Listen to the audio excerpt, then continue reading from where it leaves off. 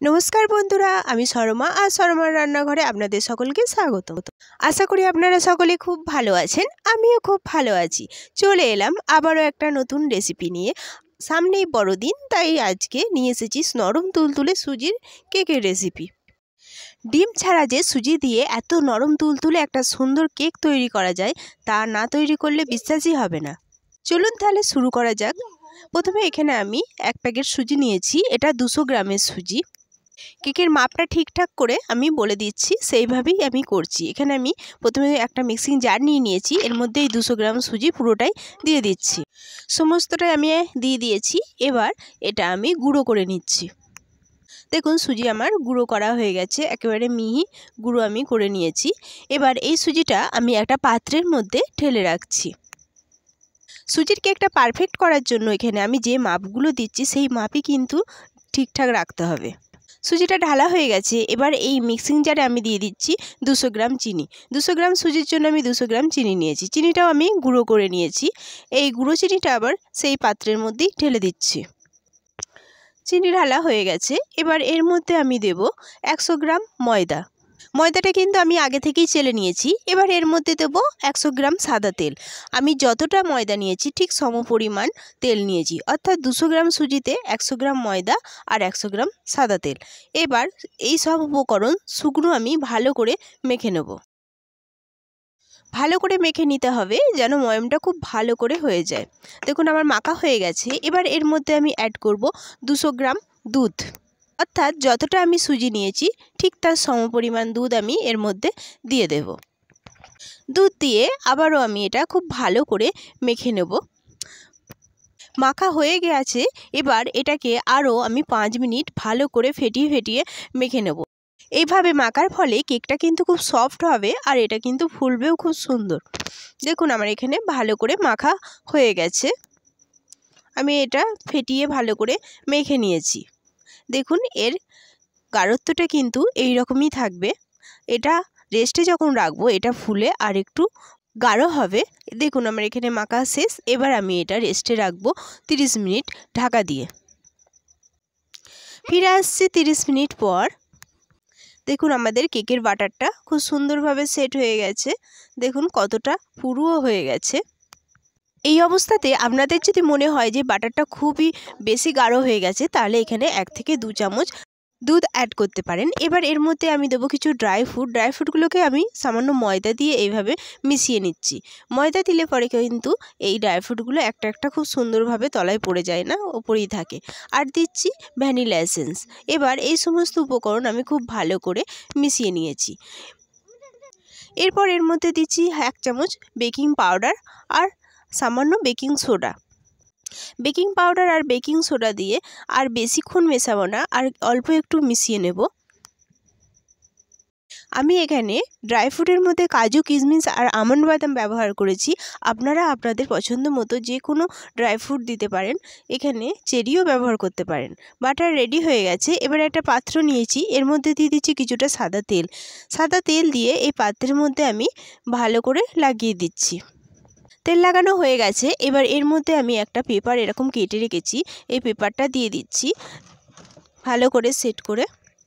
আমি এখানে নর্মাল সাদা পেপার নিয়েছি, আপনাদের কাছে বাটার পেপার থাকলে আপনারা বাটার পেপারও দিয়ে নিতে পারেন।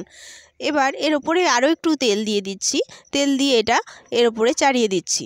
এর সাইডেও আমি পেপার দিয়ে দেবো। স্লাইড করে এরকম কেটে রাখা পেপার দিয়ে দিচ্ছি। আপনারা যদি না চান সাইডে না দিলেও অসুবিধা নেই।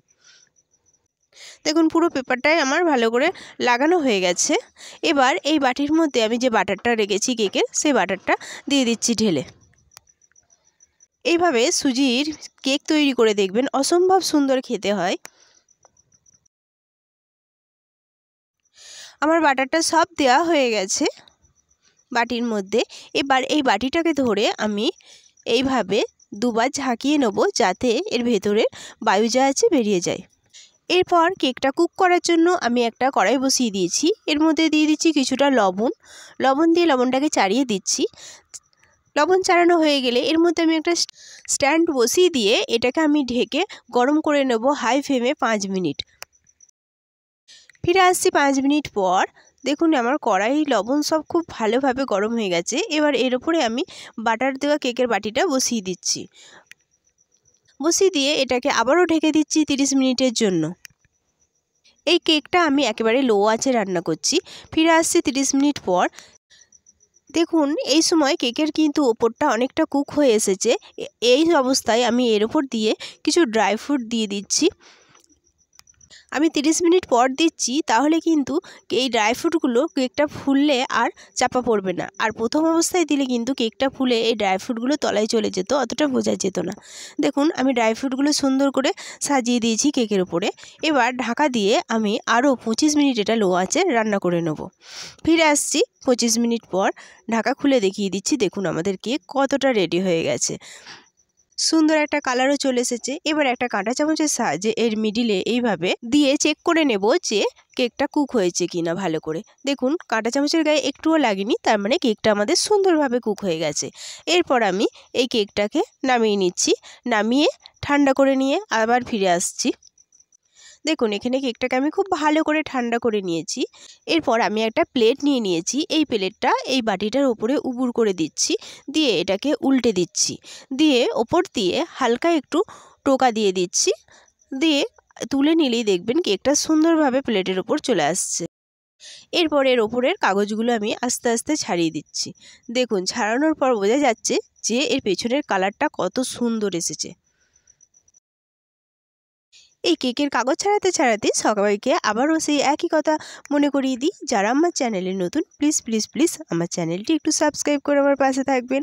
আর যারা অলরেডি করে ফেলেছেন তাদের অসংখ্য অসংখ্য ধন্যবাদ। আর আমার রেসিপিটি কেমন লাগলো অবশ্যই কমেন্টে জানাতে ভুলবেন না। কথায় কথায় আমাদের কাগজ ছাড়ানো হয়ে গেছে। দেখুন এর পেছনের কালারটা এত সুন্দর এসেছে বলার নয়। এবার কেকটাকে আমি খুব আস্তে করে সামনের দিকে উল্টে দিলাম। দেখুন কেকটা দেখতেও কিন্তু হয়েছে অসাধারণ, আর এটা খেতেও কিন্তু অসম্ভব মজার হয়েছে। একটা ছুরির সাহায্যে আমি কেটে দেখিয়ে দিই যে কেকটার ভেতরটা কত সুন্দরভাবে কুক হয়েছে। দেখুন আমি একটা ছুরির সাহায্যে এইভাবে ছোট্ট একটা পিস করে কেটে নিচ্ছি। এইভাবে বাড়িতে সুজির কেক বানাবেন, দেখবেন সবাই নাম করবে খেয়ে। আর ডিম ছাড়া যে সুজির এত সুন্দর একটা কেক তৈরি করা যায় তা না বানালে বুঝতেই পারবেন না। দেখুন এটা কত সুন্দর হয়েছে, ভেতরটাও কত সুন্দরভাবে কুক হয়ে গেছে। আর এটা দেখুন কতটা নরম তুলতুলে হয়েছে। সকলের কাছে এই কেকটা একবার বাড়িতে অবশ্যই আমার মতো করে বানানোর অনুরোধ রইল। আশা করছি আমার সব ভিডিওর মতো এই ভিডিওটাও আপনাদের খুব ভালো লাগবে।